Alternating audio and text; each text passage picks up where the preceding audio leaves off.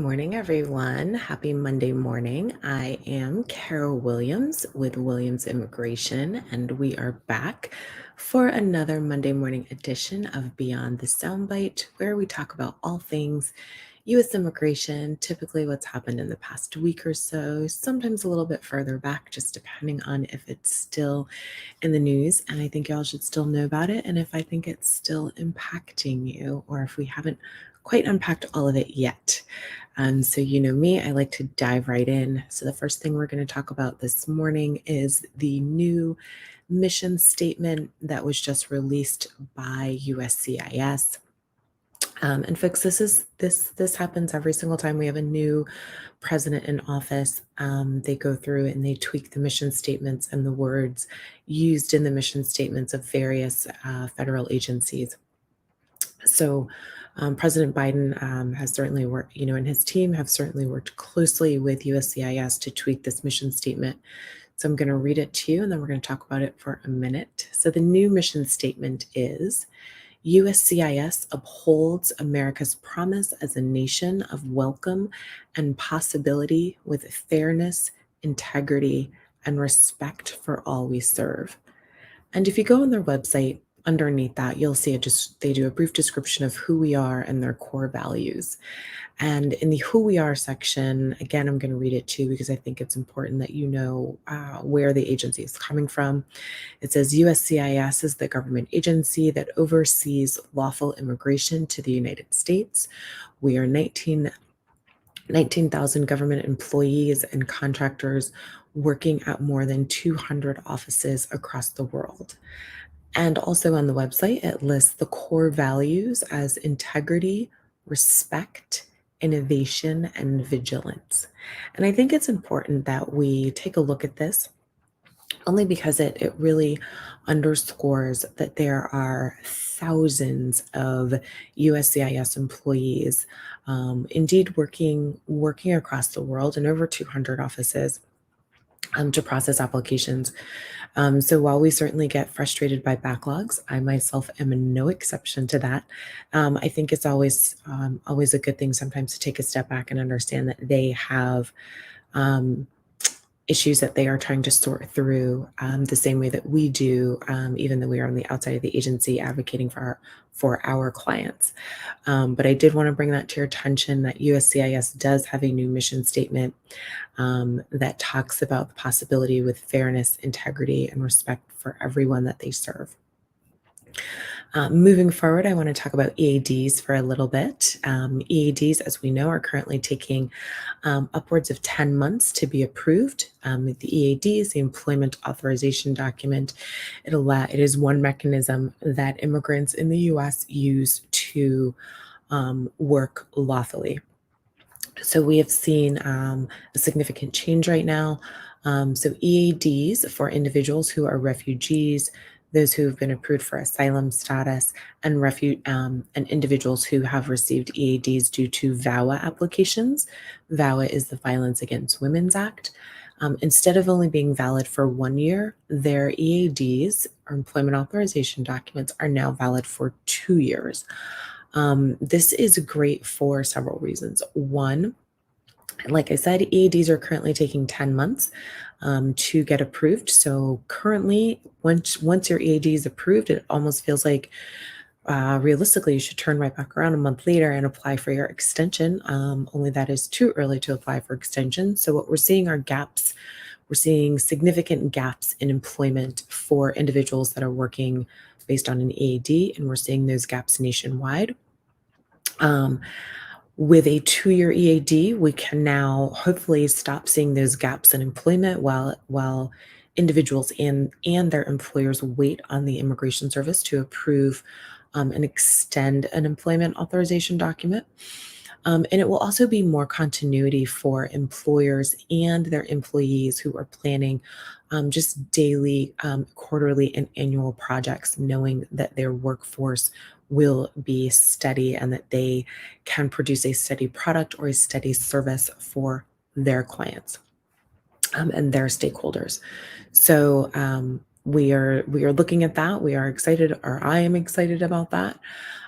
Hopefully this will cut down on the employment gaps that we are seeing across the nation due to the backlog with USCIS and the time that they are taking to process EADs. The next thing I want to talk about is Nancy Pelosi and the House. We have seen new legislation introduced.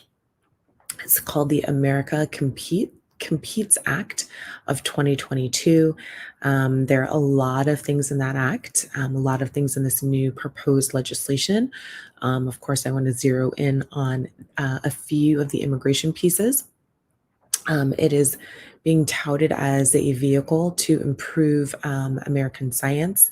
So, we've seen some recent STEM provisions come out and some recent STEM policies. This, I think, piggybacks on that and sort of moves that STEM initiative along. And it's also directly referencing competitiveness with China when it comes to the sciences.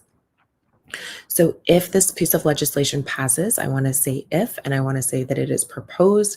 This legislation is not law right now. It is simply a proposed piece of legislation. If passed, it would create a new visa category for startups, their founders, their employees and their family members. And it would be called the W visa. So we're just, immigration's a big old alphabet soup. So we're just kind of working our way through the alphabet. And we would also see an exemption of the current caps for individuals in STEM fields who receive their doctorate degrees in the US. So that would be science, technology, engineering, and math. So there would be no cap on those individuals for their non-immigrant status. It is being proposed right now that they would pay basically an extra $1,000, and that $1,000 would be used to fund STEM scholarships for low-income Americans. So essentially giving back and helping to train U.S. citizens in STEM fields. So again, the America Competes Act of 2022 is proposed legislation. It is not law yet. It still has to go through the House and the Senate. So it has quite a ways to go. It will undoubtedly be revised and marked up. If there are any revisions and markups that I think you'll need to know about on the immigration side, as you know, I will certainly let you know in our Monday morning chats here. The next thing I want to talk about is work authorization for dependents who are here as E's and L's. So if you're a dependent and your principal immigrant is here on an E or an L, you have work authorization that is automatically included in your dependent status as a spouse. We now have the codes from CBP, and they are now starting to use those codes on your I-94 card. These can then be presented to potential employers, letting them know that you actually have work authorization simply by being the spouse of an E or L and being in that dependent category as when you enter the US. So if you're having any issues with that, any issues with work authorization, not quite sure how that works, feel free to give our office a call. We're happy to walk you through that or walk your potential employer through that. Feel free to give us a call, 954-903-1337. But that is great news, not only for employers, but also for employees. Again, there is a sense of continuity in not needing to apply for a separate work authorization document or the EADs, which, as I've been saying, unfortunately, I think I will continue to have to say they are severely backlogged and they're taking about 10 months. So in terms of continuity of employment, this is a great step forward on the part of the agency. So a little while ago, I had mentioned how the agency, USCIS, they were at that point going to be opening up a new lockbox. And so some might ask, Why do we care about a new lockbox? I'm going to tell you. The lockbox is, for many applications, the very start of the processing of an application. The lockbox is where we often send applications, so where they are filed. Oftentimes, they are not filed directly with the service center or the local office that will be finally processing the application. It starts with the lockbox. The lockbox essentially takes the money and then packages up the application and then sends it out to the office that will be ultimately adjudicating and processing an application. A new lockbox being added to the mix, hopefully, will cut down on the amount of time it is currently taking for money to be taken, i.e., checks to be cashed, credit cards to be ran, and then getting that application hopefully quicker to the desk of the adjudicator. So it is a vital function within the agency. It is a function that is taken very seriously. A new lockbox facility in the immigration ecosystem is, I think, quite welcome, in that hopefully it will get applications to the adjudicators quicker. And so hopefully that should help us with the backlog and having things work just a teeny bit smoother than they already are. The next thing I want to talk to y'all about are sanctions against Laos.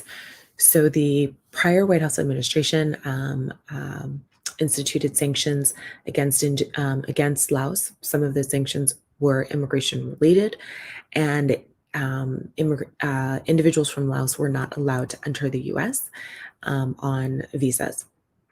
So President Biden has now lifted those, or the majority of those sanctions, and so individuals can now reunite. We're thinking and estimating that this is going to affect roughly 2,000 families that will now be able to reunite now that these sanctions have been lifted.